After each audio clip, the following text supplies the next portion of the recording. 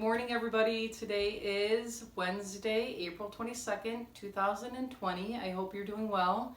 My name is Mrs. Gus. I am a middle school teacher at Scranton School in Cleveland. And today I am going to teach you about Earth Day, because today is Earth Day. And before we begin, I would like to have you stand, and we're going to start with the Pledge of Allegiance. Okay?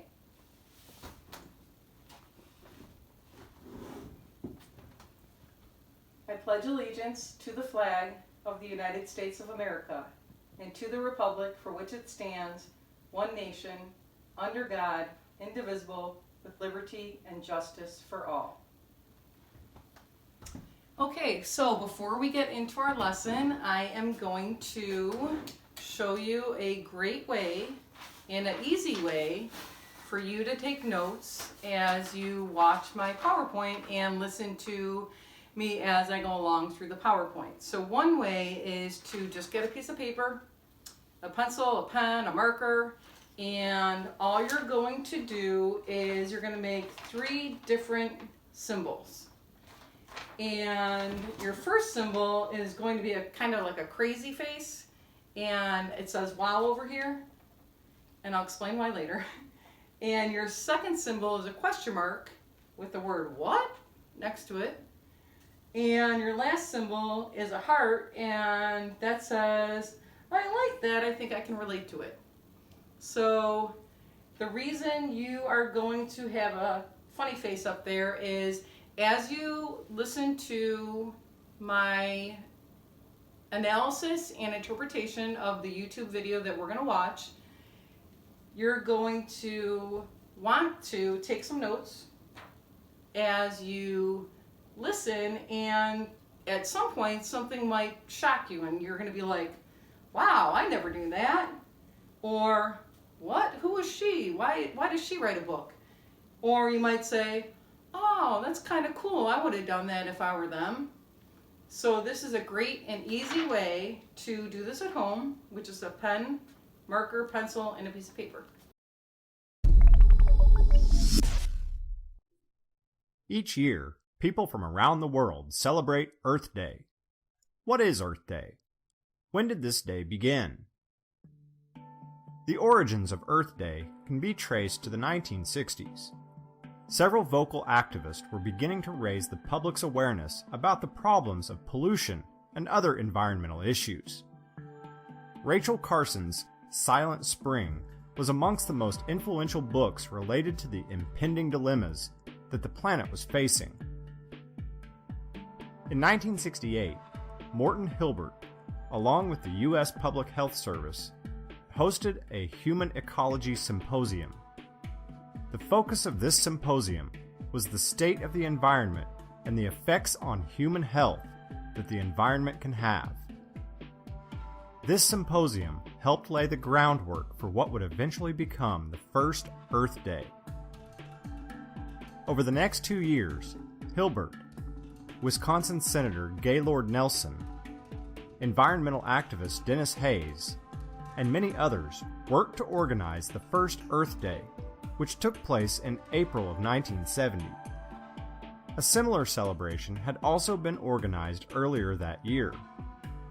On March 21, 1970, activist John McConnell helped organize a day to honor the Earth and the concept of peace. This date was selected to coincide with the first day of spring. Eventually, these 2 separate Earth Days would be unified into one holiday. The name Earth Day had been suggested by many different people, and it seemed an obvious choice for the title of this new holiday, primarily because it rhymed with birthday. The date of April 22nd was chosen because it was recognized that college students would be amongst the most active participants. April 22nd would not fall during spring break, yet would be before final exams. This date would also prevent conflicts with the Easter and Passover holidays. Additionally, April 22nd was very close to the date of John Muir's birthday, April 21st. Muir was one of the most prominent conservationists of the late 1800s. More than 2,000 colleges and more than 10,000 public schools from across the nation participated in the first Earth Day. Some estimates claim that more than 20 million people took part in the festivities. More than 1 million people in New York City alone turned out for the demonstration. Originally, Earth Day was celebrated only once every 10 years. By 1990, Earth Day had grown to a worldwide event with more than 200 million people in 141 nations taking part. After the success of the 1990 Earth Day, it was decided that Earth Day should be observed as a yearly event. Throughout the decade, the celebration of Earth Day helped bring a focus to environmental concerns, such as the importance of recycling, climate change, and clean energy. Traditions associated with the holiday include the ringing of bells, including the Japanese peace bell, which was donated to the United Nations by Japan. It has also become traditional to sing the Earth Anthem, written by Abhay Kumar. This anthem has been translated into 8 different languages, including English, Russian, French, Spanish, and Chinese. There are many other ways Earth Day can be celebrated. Groups might choose to participate in a cleanup of a neighborhood park, plant trees, or go without driving for a day.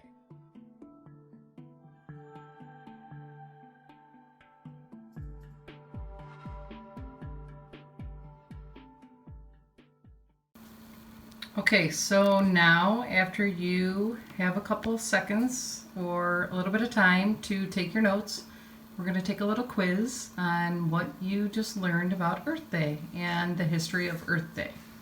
So I'll just wait, and then I'm going to show you some slides, and let's see if you can answer the questions.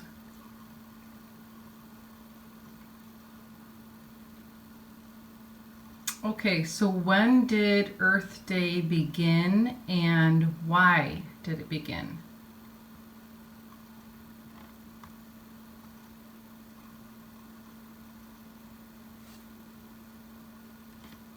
So during the 1960s, several vocal activists were concerned about pollution and the effects it was having on the earth and our environment. If you were growing up in the 1960s, do you think you would have been an activist for change?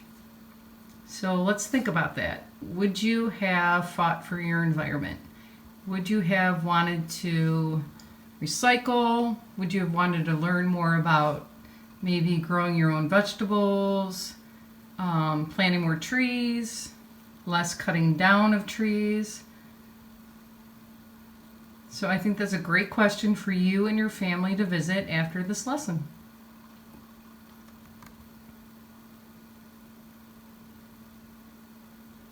So why do you think Rachel Carson titled her book Silent Spring?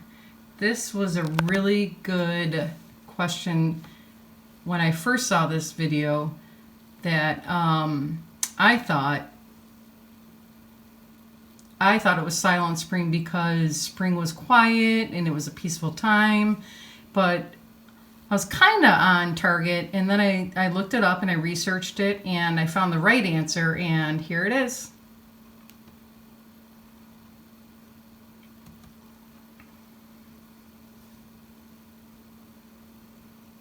So she found out that this DDT sprayed on a Michigan college campus to destroy bugs had also killed all local robins. And she learned that the spray, which is a pesticide to get rid of bugs and insects, was responsible for the declining numbers of many bird species, including the national bird, the bald eagle. And that's why she wrote her book, and she stepped forward to appreciate Earth Day and fight for taking care of our environment and the environment that everyone lives in.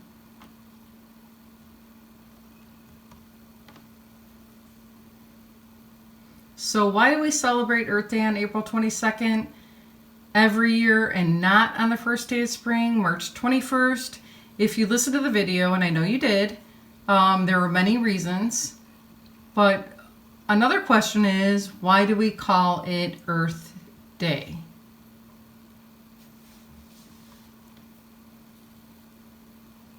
Well, so we celebrate Earth Day on April 22nd because eventually both dates were unified, and it was decided that every year the world would participate in many activities to help take care of our environment. So do you think we should celebrate it more than once a year? Because in the clip you heard that back in the day they were only celebrating Earth Day once every 10 years. So I would be interested in hearing if you think that we should celebrate Earth Day just 1 year or once a month, maybe 4 times a month, maybe every day. And then they decided on the name Earth Day because it rhymes with, you got it, birthday.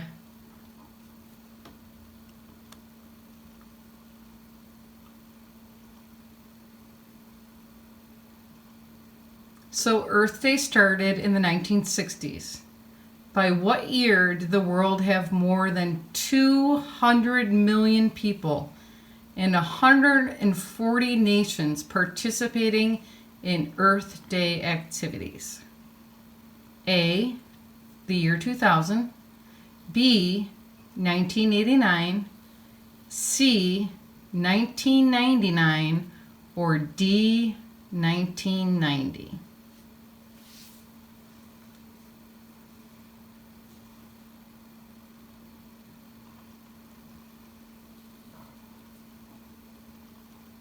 You are correct, 1990.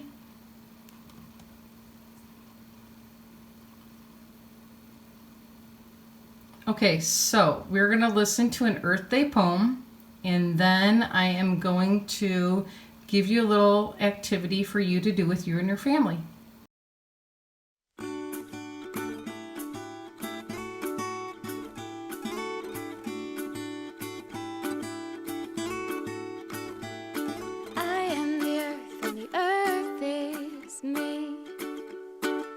Blade of grass, each honey tree, each bit of mud and stick and stone is blood and muscle, skin and bone. And just as I need every bit of me to make my body fit, so earth needs grass and stone and tree, and things that grow here naturally. That's why we celebrate this day. That's why across the world we say, as long as life is dearest free, I am the earth and the earth is me.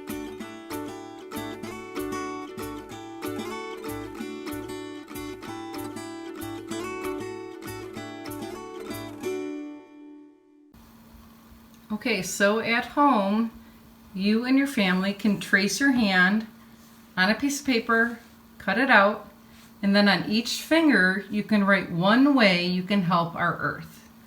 You can display the colorful hands around your house or in front of your window, and for fun, have as many people in your family create their own hand, and that way you can see how everyone is wanting to and already trying to help our earth.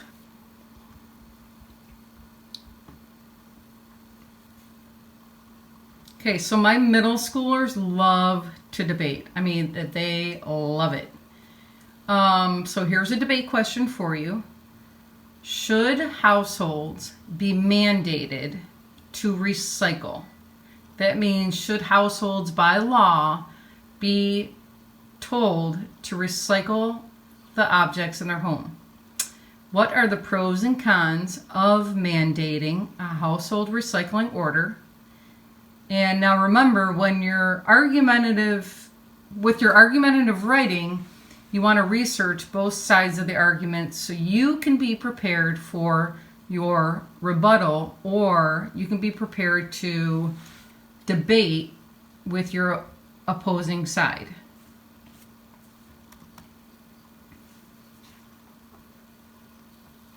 A way that you can organize your ideas is to create a T-chart. And again, all you need is a piece of paper.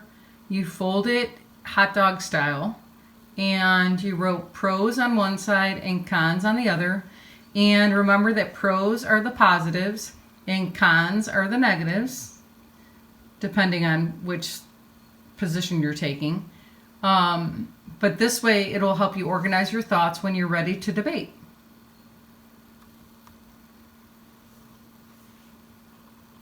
So your challenge is to hold a debate with someone in your household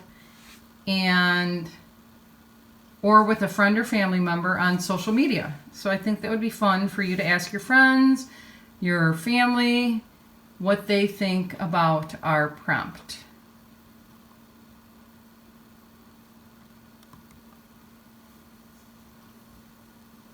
Time for Kids is a big deal in our school. We subscribe to it, and it's a valuable resource, and they have actually opened it up for free. Here's the website for you to log in.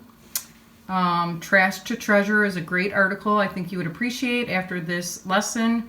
And let me know what you think. Here's my email address and my Facebook page. And I am on Instagram, and I think it's at gus.mrs. I'm not real good at Instagram, but I'm trying to figure it out just like everybody else is. Hang in there, guys. Okay, thank you, middle school. CMSD rocks. You guys are awesome. I hope you're hanging in there. We are all in this together, and I will see you next Wednesday. This is CMSD.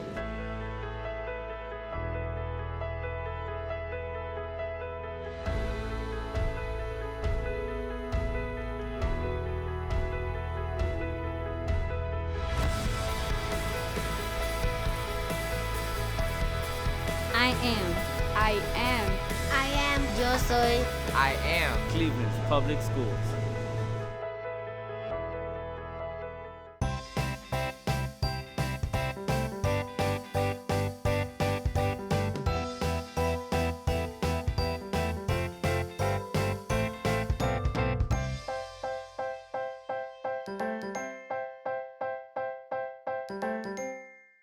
Good morning, CMSD scholars and caregivers and everyone else watching this morning.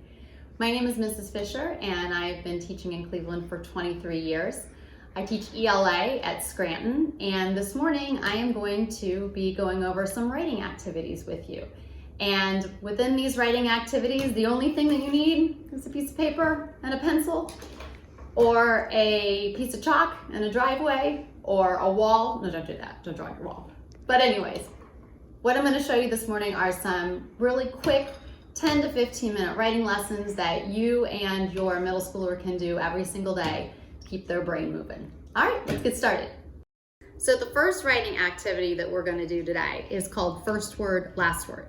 And what's really cool about this activity is that it focuses on sentence structure. So it really keeps us mindful of remembering to have capitals, remembering to have periods, to check our spelling, to make sure our sentences make sense. But there's some cool spins on this as well. So let's take a look. All right. So first word, last word. It reinforces sentence structure with emphasis on grammar. You can be silly, you can be creative. You want to use imagery and sensory details in your writing, right? So as we're writing these sentences, we want to keep in mind that we are showing, not telling, all right? And you're not writing a story. You can change this up so that it becomes a story, and that becomes a much more challenging way to write, but you can also keep it so that you're really just focusing on sentence structure and trying to keep your mind moving on how can I connect these words, these sentences that ordinarily wouldn't connect. All right, and like I said, piece of paper, that's all that you need. All right, so now let's take a look at how this actually works. All right, so here's an example of a first word, last word. All right, so every April, we celebrate Earth Day by recognizing how important our planet is to our lives. So for my kiddos at school, we always underline or highlight or box in the very last word of the line, because that last word then becomes the first word of your next sentence. All right, so now I have lives are being saved every day by people who work in healthcare. All right, then I take care, and you can add ing, you can add ed, but now I've taken this last word and once again it's become my first word. All right, caring for my puppy, as my puppy's barking, is a full-time job since he likes to eat everything. Everything that I post to my Instagram always gets a lot of views. Okay, then I'm taking that word views and I'm flipping it around to my first word. Views of the breathtaking New York City skyline can be seen from the top of the Empire State Building. And then I would keep going. So I always require all of my middle schoolers for at least a page, nothing less than a page. So this is a great way to kind of get moving, to get started with, honestly, every day, first word, last word, write a page. All right, and the other twist to this though is if you can see, this is a paragraph that doesn't connect into any kind of a story. But what you can do is you can decide, all right, I've done this a couple times, now I'm gonna up it a little bit, and you have to actually create a story, which is so much harder because when you only have the last word to start with as your first word, it's challenging, it's tough. But in the end, it's a very, very cool piece of writing. All right, so this is our first word, last word. All right, so the second writing activity this morning are would you rather questions. Now, you may be super familiar with these because since you were little, you've been doing would you rathers, and actually these continue all the way through high school. And the cool part about would you rather questions are that they can vary so much in difficulty and levels. So you really can put this in any level that you want, and after you've done a couple and written a couple, you can change it up and get to some serious topics or some not so serious topics. But for today, we are going to take a look around the house and say, okay, what are some objects that I can connect together? And you're gonna write questions about those objects, and then you're gonna write a paragraph to respond about those objects. So let's take a look, all right? So again, looking around your house for objects that connect, create a question in which the writer has to choose one of the two objects and creatively explain why they made that decision. So you have to defend your answer, all right? So some ideas, all right? Again, all around the house, this is what I'm looking for. Lampshade, clothespins. Would I rather put a lampshade on my head all the time, or would I rather have clothespins on my ears all the time? All right, there's one question. All right, next one. Book. Would I rather lose the ability to read or lose the ability to speak? Okay. Games. All right, lots of us have games in our house. Would you rather be stuck in the game of Candyland or would you rather be stuck in the game of Sorry? All right, now I'm looking at my cupboard and I'm thinking, okay, I've got hot sauce and tartar sauce. If you had to put one sauce on all your food for the rest of your life, would it be hot sauce or would it be tartar sauce? Okay, let's keep going. All right, middle schoolers, this one is completely for you. If you had to give up either bathing for a month or giving up your cell phone for a month, which one would you give up? Now, me, by cell phone. You guys, I don't know. I think this one would probably go. All right, so anyways, the way to do this is you simply write the questions just like they are on the screen. All right, each one is independent and separate from the other one. One that I didn't go over was, would you rather be in total darkness or total light for a month? All right, so there's no end to this. You really are just looking all around your house to find objects that connect. All right, so now once you've written these questions though, now you need to respond. And once again, we're looking for some complex sentence structure. We're looking for some solid ideas. Remember, you're convincing that your pick is the right one and you're supporting it with details. All right, so taking a look at this, now we're going to turn it into a paragraph. All right, so would you rather be in total darkness for a month or total light? If I had to choose between total darkness for a month or total light, I would definitely choose light. The sun makes such a difference in my mood. When I wake up in the morning and the streams of sunlight are beaming in my windows, I feel a sense of happiness and joy. I feel energized, awake, and am inspired to get up and start the day. There are so many outside activities like hiking, gardening, walking my dog, and biking I could do if it was light for a month. How could I do these things in the dark? I would get lost in the woods and all my plants would die. I love darkness at night, but if it was nonstop for a month, I think I would feel down. I love to have a rainy, dark day every now and then, but not for a month straight. No way. Sunlight makes me smile. I would choose light over dark for a month, for sure. All right, so this is would you rather writing.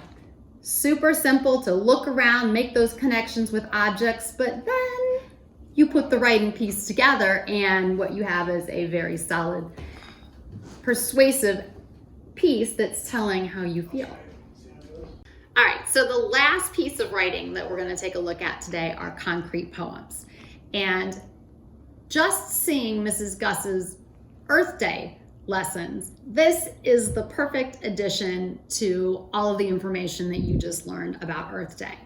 So as a quick review, concrete poems take the words that you create and turn them into the shape of the idea that you're talking about. All right, so let's take a look. All right, so here are some examples of some concrete poems. All right, Earth Day, this is one example right here where you can see the world has been created and words put within each of the continents. All right, if you are writing a poem about a dog, the poem would be within the shape of a dog. All right, going back to Earth Day, if we think about different parts of the earth and not just the whole earth itself, the moon. All right, next slide.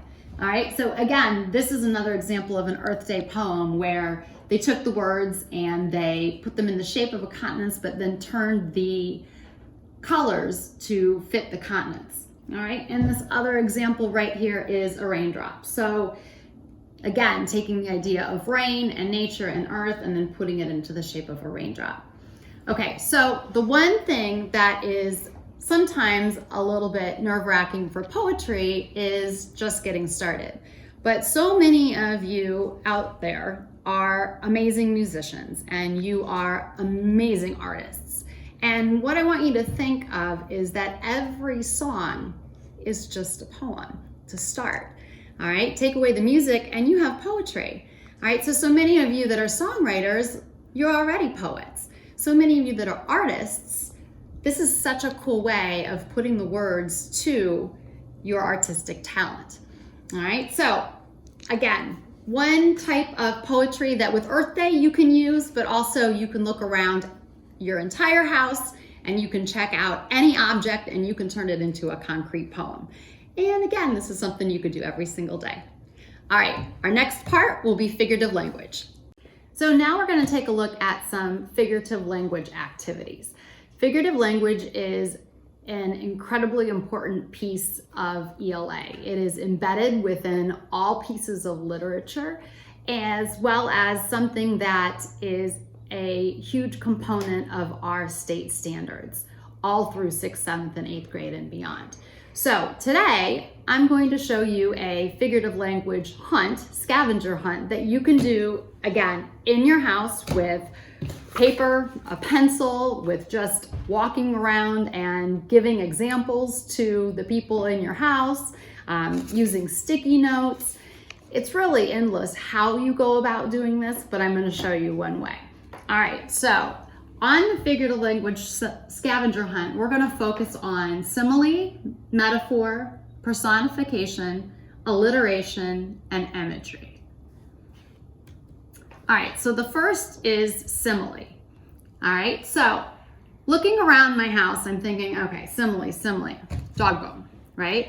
So just to review, all right, a simile is a comparison of two unlike things, and it often uses like or as.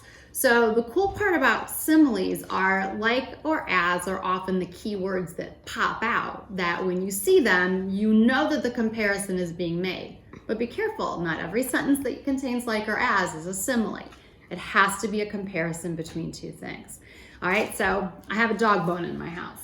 So then let's take a look, all right? So the desert traveler's hopes were dashed, as when at last he reached a well, it was as dry as a bone. All right, so we're comparing, what are we comparing?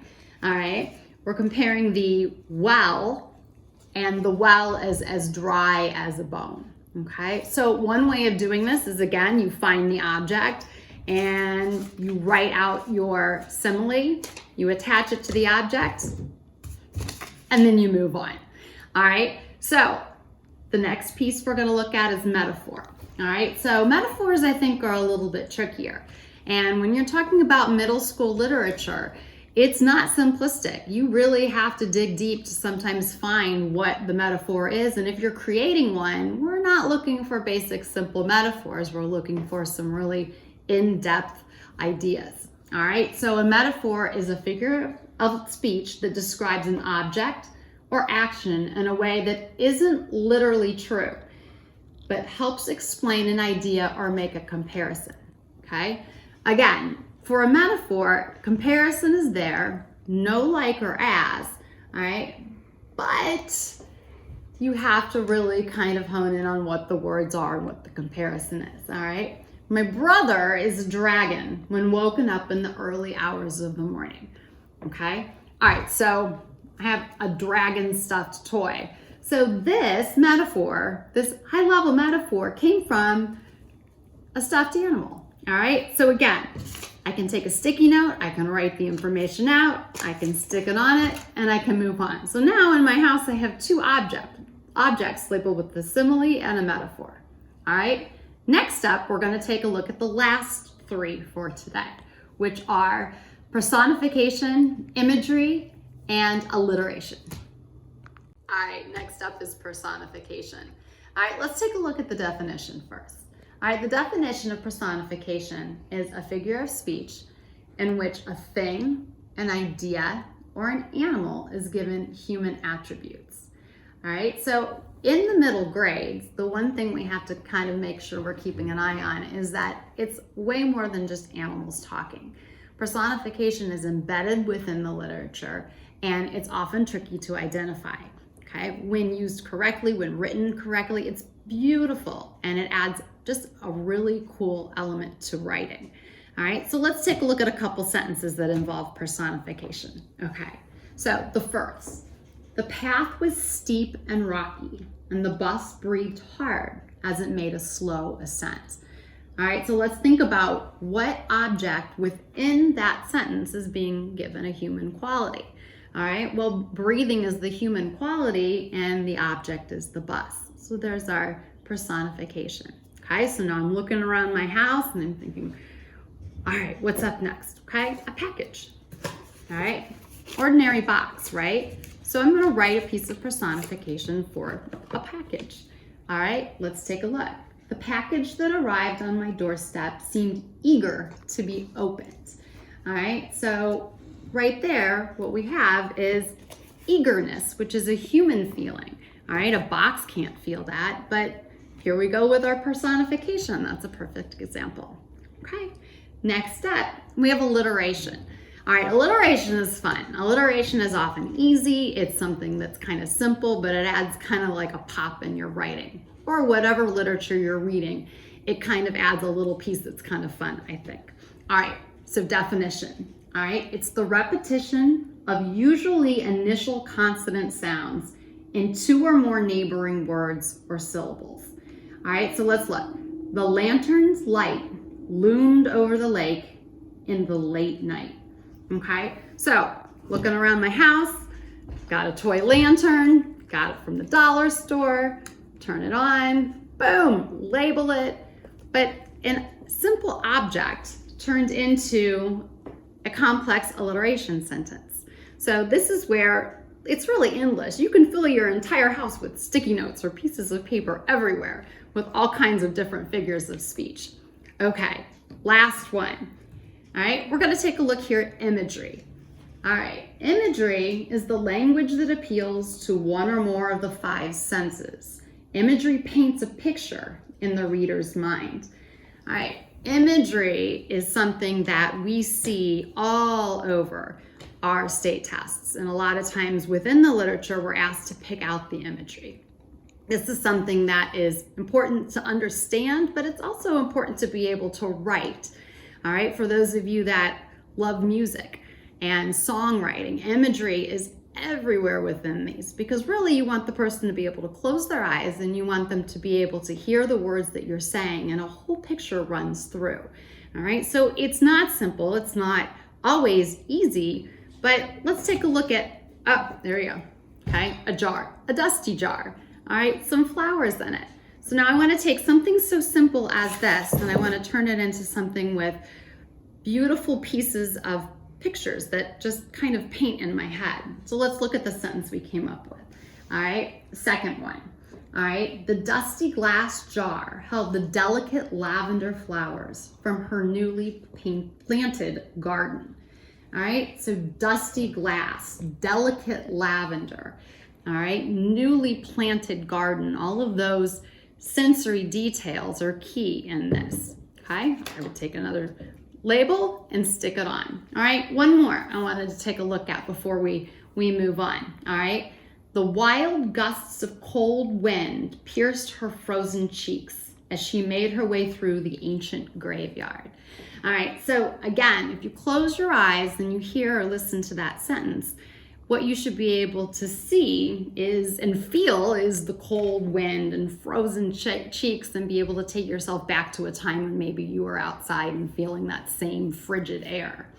Okay, so we've taken a look at all these different types of figurative language, and I've given you some ideas of how to put together this hunt, but now I have a very cool special guest by the name of Moises Tuez, who's going to show you this in action. All right, Moises is a 10th grader at the Cleveland School of the Arts. He's one of my former students, and he's going to demonstrate how at his house he's doing exactly what we just talked about right here.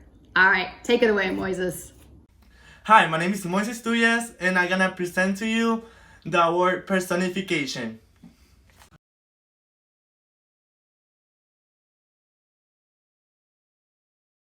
Personification. The example that I used was, I like the way the air move my curtains. It look like they're dancing.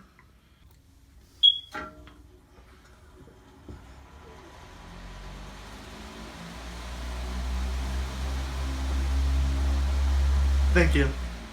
Thank you, Moises. You did a fantastic job. Thank you to everyone for allowing me to come into your homes today. I hope you learned a little bit about some ways to incorporate writing and figurative language into your everyday. And be careful, because when you use objects, the owners of those objects often want them back. Take care. Goodbye. This is CMSD.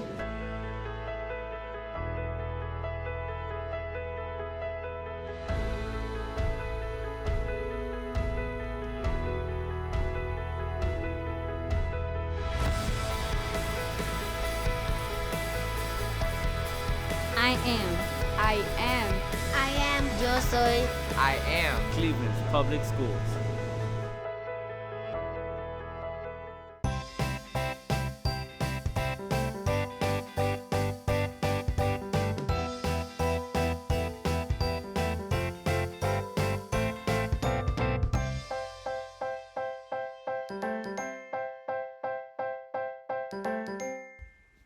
Good morning. My name is Tamara Zelwyn. I am a 7th and 8th grade math teacher at Orchard STEM School in the Cleveland Metropolitan School District. Today, I am going to be teaching a lesson that relates current events and mathematics. I do want to say that this lesson will be relating the current situation with the coronavirus pandemic. While it is incredibly difficult to talk about some of the realities that relate to the coronavirus, I do firmly believe that it is important to have difficult discussions, not only to get better information, but also to prevent the spread of this deadly pandemic. What I'd like to start off by telling you is that we have 2 goals for this lesson. The first goal for this lesson is for those of you participating to be able to collect data from a website into a table and then take that data, graph it in what 8th grade mathematicians call a scatter plot, and then use that data in the scatter plot to make some predictions. So, what I'd like you to do is go to a trusted website. I chose this one here at the very top of my table. It is the Ohio Department of Health Coronavirus Portal. And what I did was I collected all of my data into a 2 or 3 column table. Now, there's a caveat. I did mine on the computer.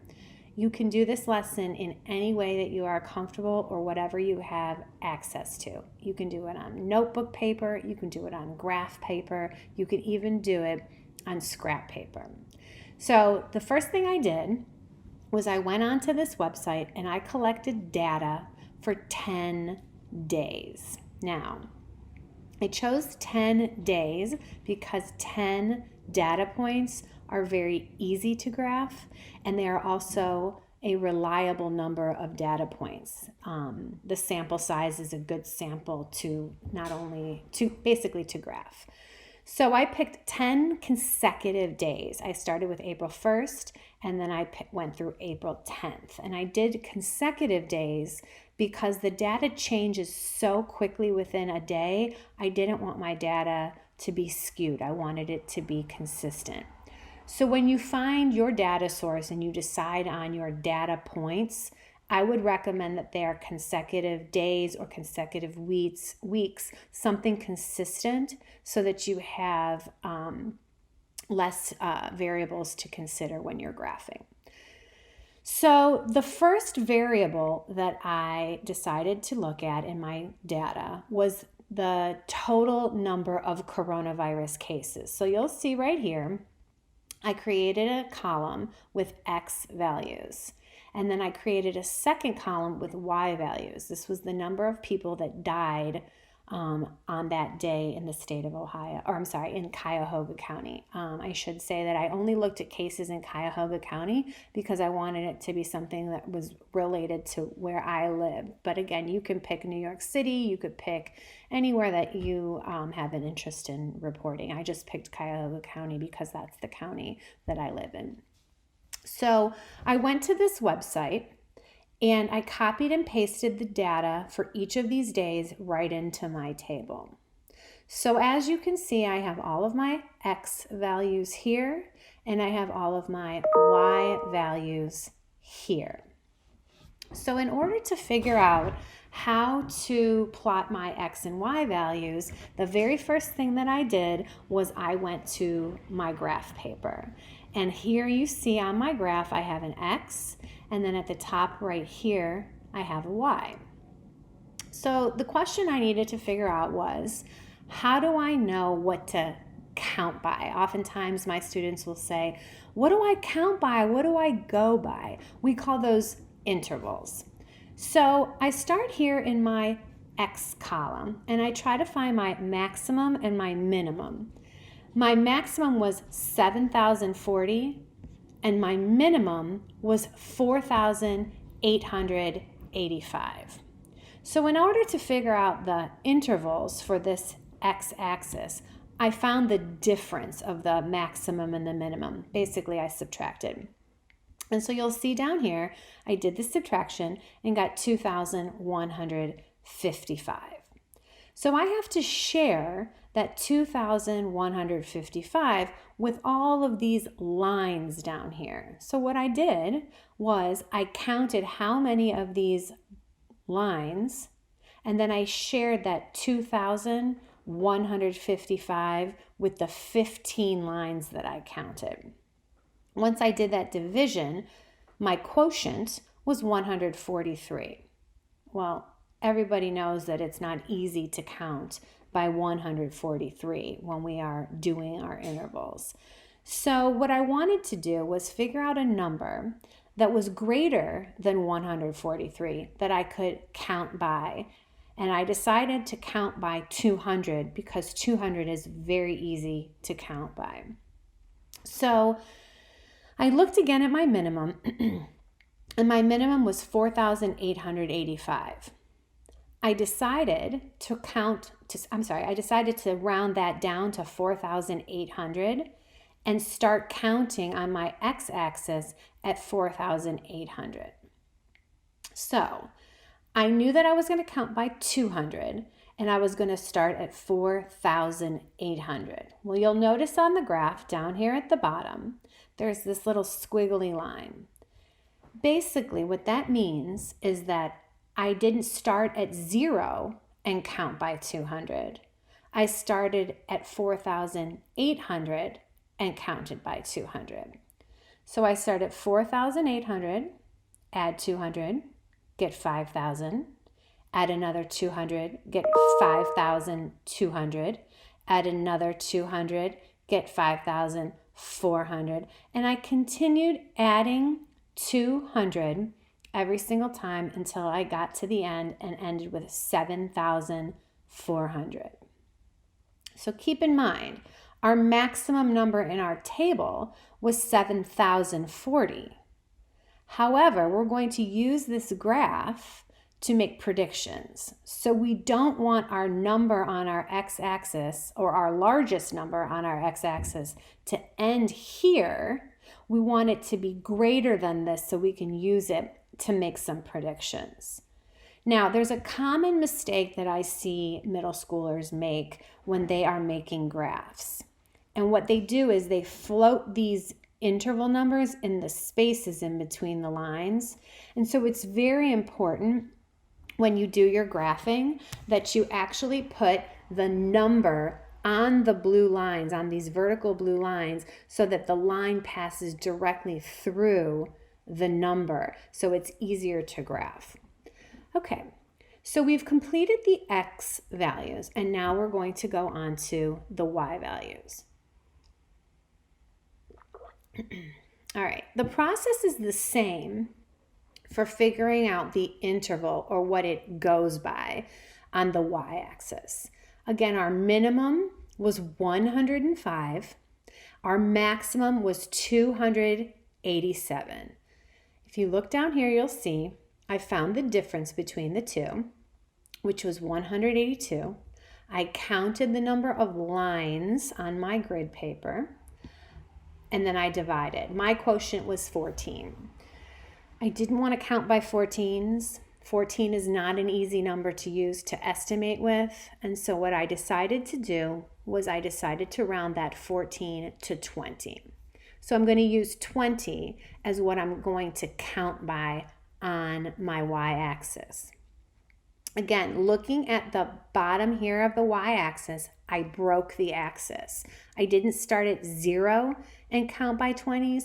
I started at 100 and counted by 20s. So I have 100, 120, 140, 160, 180, etc. And I ended at 320. Note again that my maximum in my table was 287. I did not want to end at 287 because I'm going to use this graph to make predictions. So my maximum on my graph needed to be more than 287.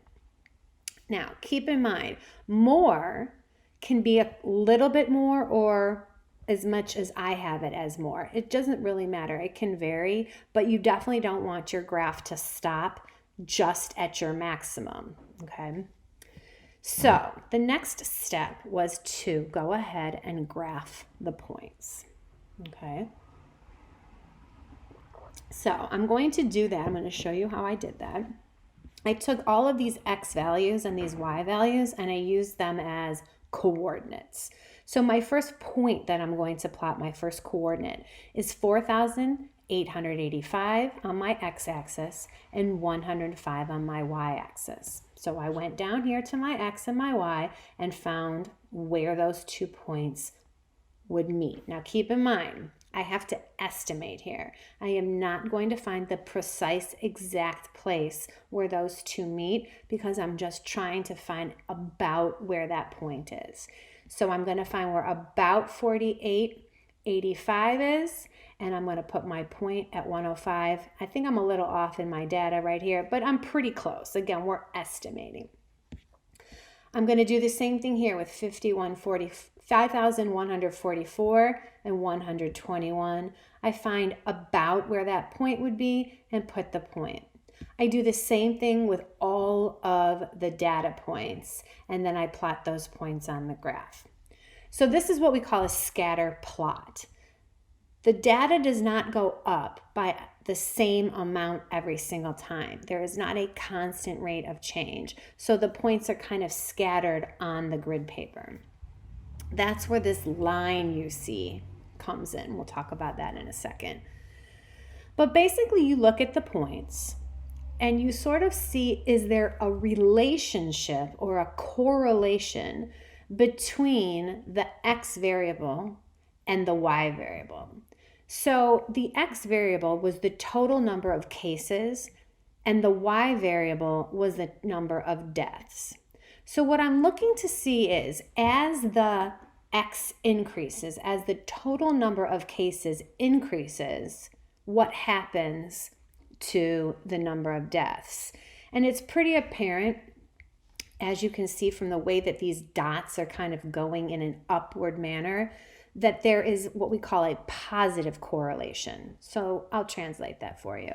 A positive correlation means that as the number of cases increases, as the X values increase, the number of deaths increase. Again, so as the number of cases increase, the number of deaths increase, there's a positive correlation, which means that this looks like it's going up. All right. So let's talk a little bit about the line of best fit. The line of best fit, sometimes called a trend line, is the line that you're going to draw here that's going to sort of summarize the points that you have graphed. So the points are graphed here, and you're going to find a line that touches as many or probably as many points on your graph as possible, not having too many above or too many below. So this looks, this line right here is touching several of those lines, and it also has a couple below and a couple above. So again, your line should touch as many points as it can and have about the same number of points above as below your line. And you'll notice it looks like this line is going in an upward fashion, which sort of indicates, well, it doesn't sort of, it does indicate that there is an upward trend or a positive correlation. So we're going to use that line to predict, which was our second goal of this lesson. So if I take this line and I look at 7,400 on the X, again, the X is the total number of cases. So if I look at this 7,400 total cases of coronavirus, and I follow this grid line all the way up to the trend line or the line of best fit, I'm right about here. And then I'm going to trace with my eye across, and it looks like it would be about 310. So I can make a prediction that when there are 7,400 cases, there's going to be about 310 deaths. And I can use that trend line to predict the number of deaths at pretty much any of these other numbers. And if my X values went further, I could continue to make predictions. So keep in mind that our goal for this lesson had two components. One was to create a table that we could graph the data points onto a graph with.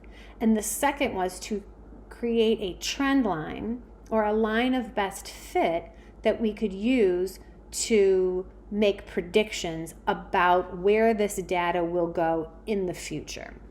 So keeping that in mind, I want to share that I think that this math brings to light just the importance of the CDC guidelines. If we don't follow them, if we continue, if we don't follow social distancing guidelines, if we don't wash our hands, if we don't wear masks in public, this trajectory, this trend line, this line of best fit will only continue to go up. And that's not what we want to happen.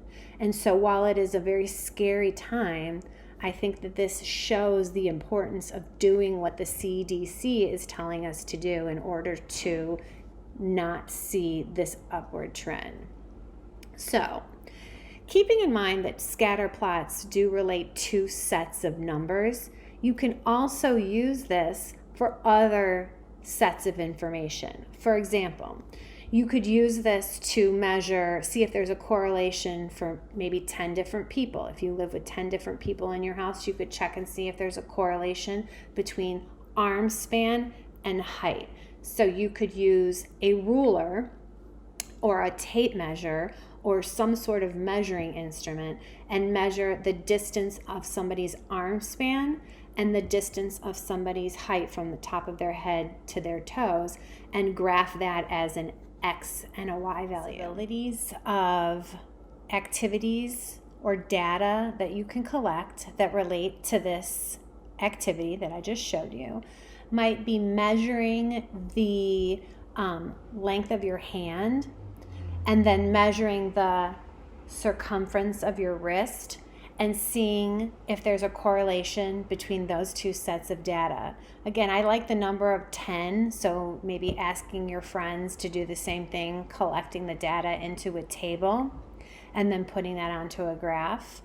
Any two sets of numerical data that you can generate multiple data points for, things that relate to time, distance, money, and measurement are all really good options. So I hope that you found this lesson to be beneficial and informative and informational and useful and all the other adjectives that are positive. And hopefully we get through this soon. I look forward to seeing my students in the near future, and I hope that everybody is safe and well. Take care.